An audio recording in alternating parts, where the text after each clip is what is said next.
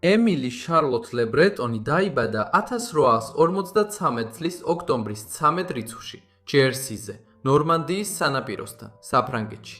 მისი მამა იყო უილიამ კორბეტ ლე ბრეტონი, ჯერსის დეკანი, ხოლო მისი დედა იყო ემილი დევის მარტინი, ქალი, რომელიც სილამაზით იყო ცნობილი. ბავშვობაში მას უბრალოდ ლილის ან ჰერცოგინიას ეძახდნენ. ის იყო 6 და-ძმიდან მეორე უმცროსი, ყველა დანარჩენი კი ბიჯები იყვნენ. გაზრდისას მას ძალიან უყვარდა ძმების საზოგადოება. ერთად ისინი ადიოდნენ ხეებზე, ცურავდნენ, თევზაობდნენ და ცხენებით დაქროდნენ ბორცვებზე, რომლებიც მათ სახლთან ახლოს იყო. ისინი ასევე მეზობლებსაც უწყობდნენ ხოლმე უწყინა როინებს. ბავშვობაში ის კარგად იყო განათლებული. თავდაპირველად მას ფრანგი გუვერნანტ გაასწავლიდა, მაგრამ როგორც ჩანს, პატარა ლილი ძალიან რთული მოსავლელი იყო და ამიტომ მალევე მისი ძმის მასწავლებელმა დაიწყო მისი განათლება. მისი მამა, როგორც ჯერსის დეკანი, ჯერსიში ინგლისის ეკლესიის ლიდერი იყო. ეს ძალიან საპატიო პოზიცია იყო, მაგრამ მიუხედავად ამისა, უილიამ ლე ბრეტონს მექალთანად იყო ცნობილი.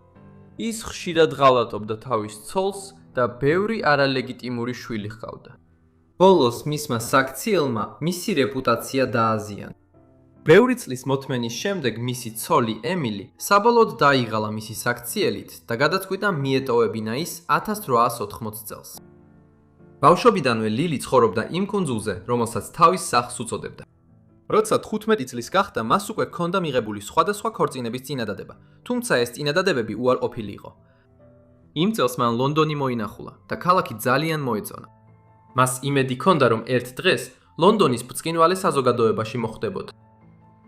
რამდენიმე წლის შემდეგ ლილის დაახლოებით 4 თვის განმავლობაში ერთი მამაკაცი თავს ევლებოდა, რომელიც ყველაფერს აკეთებდა, რომ მისი გული მოეგო.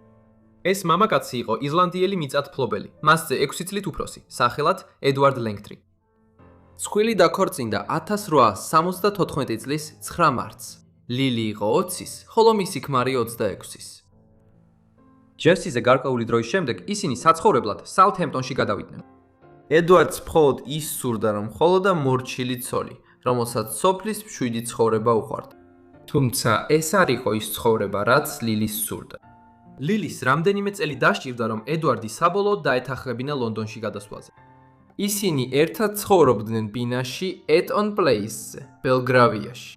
1867 წელს ლილი მამამისის მეგობრის თომას ჰერინგ ჯოუნსის მეშვეობით მაღალი საზოგადოების მიღებაზე მიიწვიეს. ეს იყო პირველი მაღალი საზოგადოების ღონისძიება, რომელსაც ის ესწრებოდა, მაგრამ მაშინვე გამოარჩიეს მისი სილამაზე და გონება מחვილობა. იმ საღამოს მხატვარმა ფრენკ მაილზმა, რომელმაც მისი სილამაზე დააფასა, გადაწყვიტა მისი რამდენიმე ესკიზი დაეხატა. ეს ესკიზები მოგვიანებით ძალიან პოპულარული გახდა საფოსტო ბარათებზე. თუმცა უცნაური ის იყო, რომ ფრენკ მაილზი და ლილი ჯერ კიდევ არ იყვნენ ერთმანეთისთვის გაცნობილი. ერთ-ერთ ინტერვიუში ლილი მაილზზე ასე განაცხადა. ის თავის კლუბებში დადიოდა და თავის არტისტ მეგობრებს უყვებოდა, რომ სილამაზე ენახა, ყველას აღწევდა ჩემს გარეგნობას. სანამ ერთ დღეს მისმა ერთმა მეგობარმა მე შემხვდა და სათანადოდ გაგვაცნო ერთმანეთი. შემდეგ ბატონი მაილზი მოვიდა და მთხოვა, რომ პორტრეტის დასახატად პოზა დამეჭირა. დავთანხმდი და როცა პორტრეტი დასრულდა, მან ის პრინც ლეოპოლდს მიყრიდა. იმ დროიდან ყველგან მეპატიჟებოდნენ და სამეფო ოჯახის და არისტოკრატიის ბევრი წარმომადგენელი დიდ ყურადღებას მაქცევდა. 1877 წლის მაისის 24 რიცხვში ლილი კიდევ ერთ საზოგადოებრივ ღონისძიებაზე მიიწვიეს, ამჯერად სადილზე.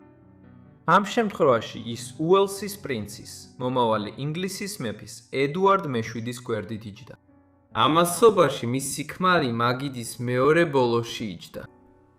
უელსის პრინცი დაქორწინებული კაცი იყო, რომელსაც 6 შვილი ჰყავდა, მაგრამ მიუხედავად ამისა, ის ცნობილი ქალების მოყვარული იყო. ვახშმის შემდეგ მან ლილი ამოიჩემა. დიდი დრო არ გასულა, რომ ის ლილისით მოიხიბლა და მალე ის მისი საყვარელი გახდა. მიუხედავად იმისა, რომ მის მეუღლეს, პრინცესა ალექსანდრას, უწევდა პრინცის თავაშვებული ქცევის ატანა, ის ცდილობდა, რომ ეჩვიანობა არ გამოეჩინა. გარკვეულწილად მან ლილი ქმრის საყვარელადაც კი მიიღო. როდესაც ლილი უფრო მეტად შეერწყა მაღალი საზოგადოების წრეს, მან მეუღლესთან ერთად გადაინაცვლა ნორფოლკ სტრიტის 17 ნომერში, პარკ ლეინის მახლობლად. ამ დროისთვის ლილი აღიარებული ლამაზმანი იყო. მას აღმერთებდნენ და ეჭვიანობდნენ მისი წერწეტი ფიგურის, სიმაღლისა და დახვეწილი მანერების გამო. 1878 წელს სერ ჯონ ევერეტ მილეიმ ლილის პორტრეტი დახატა. მან თავის ნამუშევარს დაარქვა ჯერსის ლილი, რაც შემდეგ მისი მეტსახელი გახდა. ეს პორტრეტი იმ დროის ერთ-ერთ ყველაზე აღიარებულ ნახატად ითვლებოდა. როცა ის სამეფო აკადემიაში გამოიფინა, უზარმაზარი ბრბოები მიაწყდნენ მის სანახავად.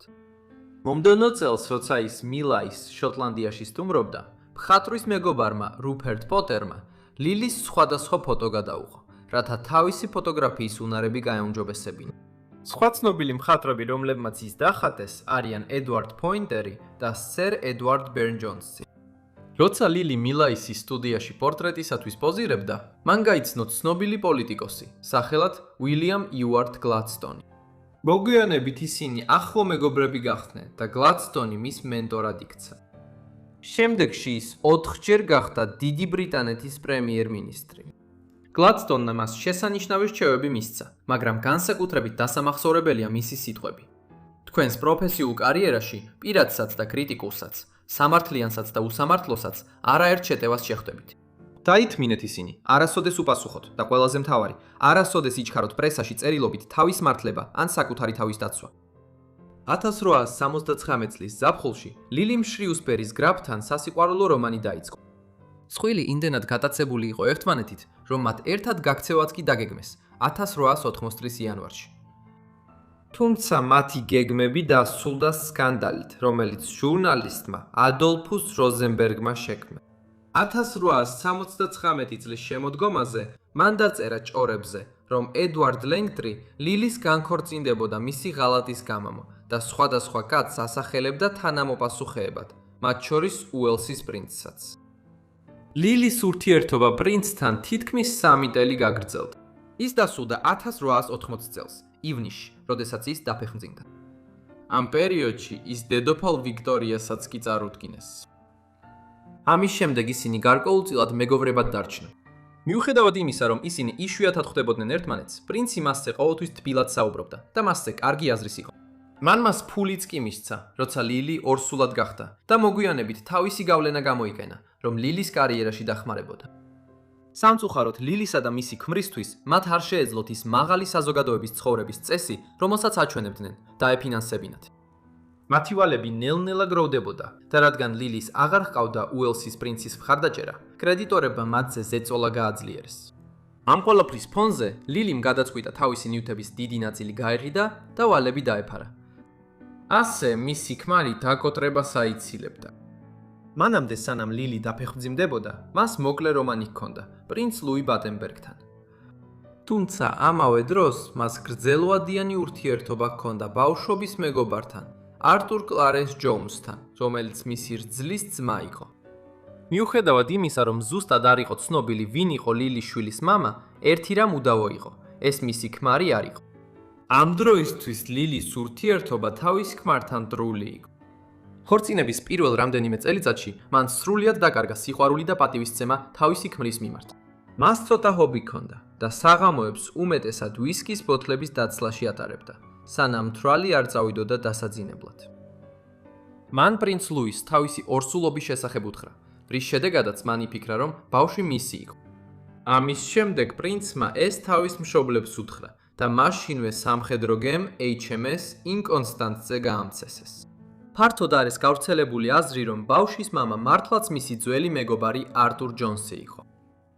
ეს მათი გაცვლილი ვნებიან წერილებს უკავშირდებოდა. გარდა ამისა, ჯონსი მას პარიზში გაჰყვა, როცა მისი ქალიშვილი ჟან მერი 1891 წლის მარტში დაიბადა. ქალიშვილის დაბადების შემდეგ მისი მეგობარი ოსკარ უაილდი მას მსახიობობას გააცნო. მან გადაწყვიტა თეატრალური კარიერა დაეწყო და პირველად მოყვარულთა სპექტაკლში ნოემბრის შუა რიცხვებში ითამაშა. ამის შემდეგ მას ყოფილი პროფესიონალი მსახიობი ანრიეტა ლალებუშერი დაეხმარა. ამის წყალობით ლილის უნარები მნიშვნელოვნად გაუმჯობესდა და მისი პროფესიონალური დებიუტი ჰეიმარკეტში 1891 წლის დეკემბერში შედგა. მიუხედავად იმისა, რომ მას კრიტიკოსები ჰყავდა იმის გამო, რომ მაღალი წვის წარმომადგენელი იყო და კარიერა ყველაზე დაბალი საფეხურიდან არ დაუწყია, საზოგადოება მას ძალიან უყვარდა. ყოველ ჯერზე როცა ის სცენაზე გამოდიოდა, სალარო შემოსავლები უზარმაზარი იყო. სამწუხაროდ მისი ქმარი საერთოდ არ უჭერდა მხარს მის კარიერას. თუმცა, რადგან მისი შემოსავლები შემცივდა, ბევრი ვერაფერი თქვა. როცა ლილი დაკავებული იყო, მის ქალიშვილს დედა, ემილი დევის მარტინი ულიდა. მან მნიშვნელოვანი როლი ითამაშა მისი აღზრდის პროცესში.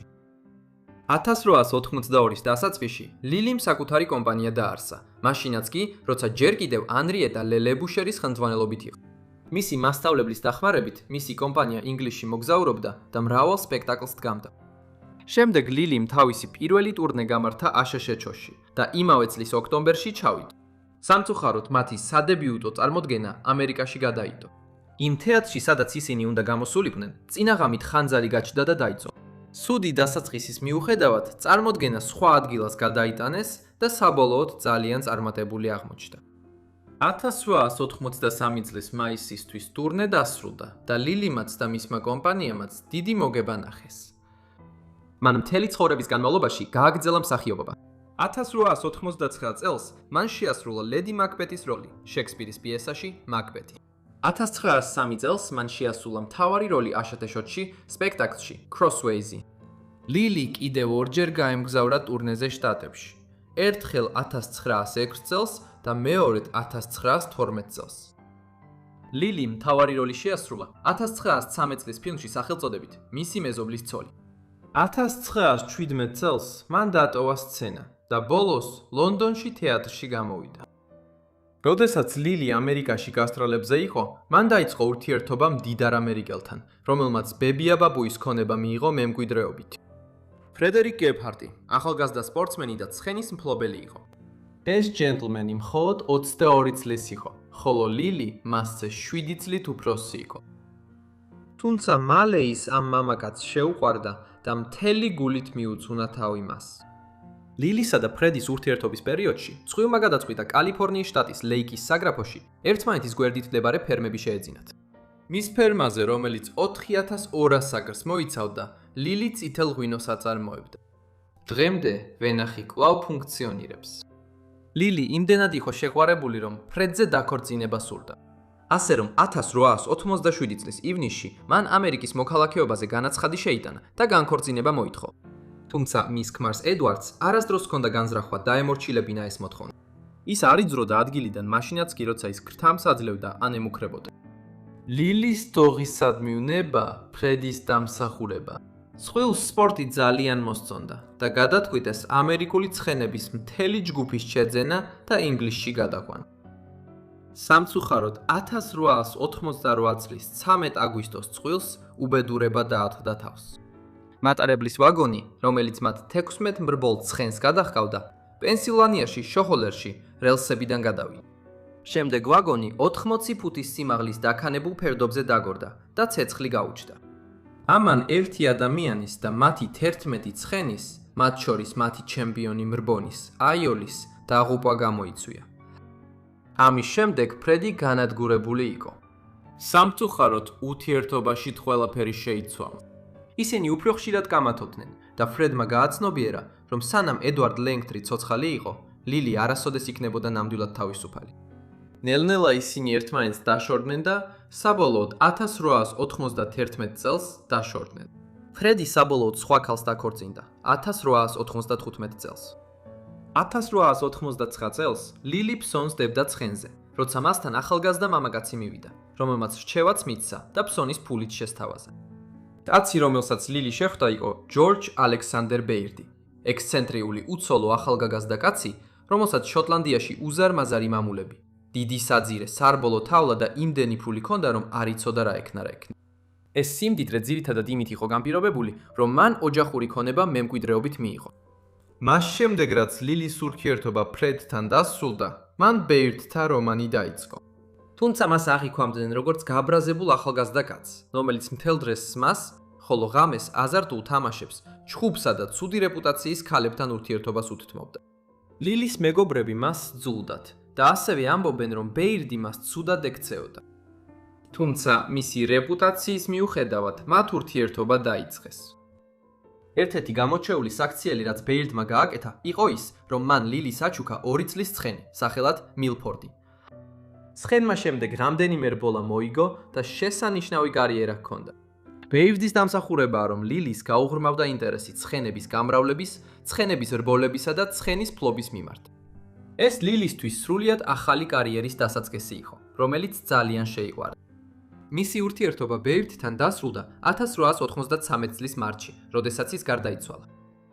ამის შემდეგ მან გააგრძელა სარბენი ცხენების შეძენა და ცხენების ცურთნა სამ პიკერინგის თავლაში, კემფორთ ჰაუსში გადაიტანა.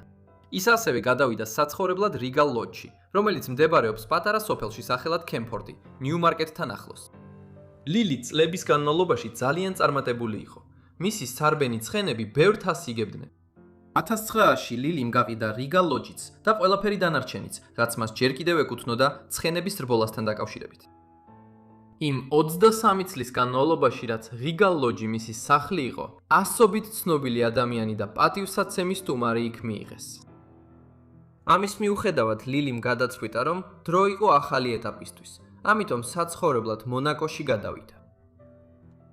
ლილი ამერიკის მოქალაქე გახდა 1887 წელს და იმავე წლის მაისში კალიფორნიაში ქმარს ედვარდ ლენგტრის გაშორდა. შემდეგ თვეში ედვარდის განცხადება განქორწინების შესახებ გამოქვეყნდა New York Journal-ში. ამას მალევე ის ცოტათი გაგიჟდა, ალბათ იმ ვარდნის გამო, რომელიც მატარებელში ყოფნისას გადაიტანა. რამდენიმე თვის შემდეგ ის ფსიქიატრიულ საავადმყოფოში გარდაიცვალა, სავარაუდოდ ტვინის სისხლჩაქცევის შედეგად. 1899 წლის ივლისში ლილი დაქორწინდა 28 წლის ჰიუგო ჯერალდ დებატზე. ამ დროისთვის ის 46 წლის იყო. ქორწილი ჯერსიზე გაიმართა, სადაც მხოლოდ ლილის ქალიშვილი, ჟანი და ეკლესიის წარმომადგენლები ესწრებოდნენ. როცა ჰიუგოს მამა 1907 წელს გარდაიცვალა, მან მეხუთე ბარონეტის ტიტული და ასევე მრავალი მამული და ქონება მიიღო სასექსში, დევონში და ირლანდიაში. ეს ნიშნავდა, რომ წყვილს ახლა კიდევ უფრო დიდი ქონება ჰქონდა და ლილი ახლა ლედი დი ბათი გახდა. ეს ქონებები ყველა 1919 წელს გაიყიდა, სანამ ლილი მონაკოში გადავიდოდა. 1919 წლიდან გარდაცვალებამდე ლილი მონაკოში ცხოვრობდა, მაშინ როცა მისი ქმარი ვანსში, ალტ-მარიკიმში ცხოვრობდა. წყვილი ერთმანეთს ხშირად ახდებოდა, ძირითადად მხოლოდ საზოგადოებრივ ღონისძიებებსა და პირად შეხვედრებსა. ლილი სიცოცხლის ბოლო წლებში აქტიური რჩებოდა. ის ხშირად მოგზაურობდა პარიზსა და ლონდონში, სტუმრობდა თავის ქალიშვილსა და შვილიშვილებს. მას ასევე სიამოვნებდა მებაღეობა, აზარტული თამაშები, იპოდრომებზე სიარული და თავისი ძმის ნახვა. 1925 წელს მან გამოაქვეყნა თავისი მემუარები, სახელწოდებით დღეები, რომლებსაც ვიცნობდი. მონაკოში მისი ყველაზე ახლო მეგობარი იყო ქალი, სახელად მატილდე მარი პიეტი. ლილი ლენგტრი გარდაიცვალა მონტე-კარლოში, თებერვლის 12 რიცხვში, 1929 წელს, პნევმონიის შედეგად. ის იყო 75 წლის. ის მოგვიანებით დაკრძალეს წმინდა მაცხოვრის ეკლესიაში, ჯერსიზე, თავის მშობლებთან ერთად. მატილდ პიეტი, ვინც ლილისთან იყო მის გარდაცვალებამდე, მიიღო მემკვიდრეობით 10,000 ფუნტი, ლილის მონაკოს ქონება და მისი ავტომობილი. გმადლობთ ყველას, რომ უყურეთ ამ ვიდეოს ლილი ლენგტრიზე. მართლა იმედი მაქვს, რომ ისიამოვნით. ძალიან მსიამოვნებს ამაზე კვლევა, ასე რომ თუ კიდევ გაქვთ შემოთავაზებები, დამიტოვეთ კომენტარი ან მომწერეთ ელფოსტაზე და თუ მოგეწონათ, მოიწონეს და გამოიწერეთ არხი. როგორც არ უნდა იყოს, ყველა თქვენგანს შევხვდები შემდეგ დავიწყებული ცხოვრებების ეპიზოდში. გმადლობთ.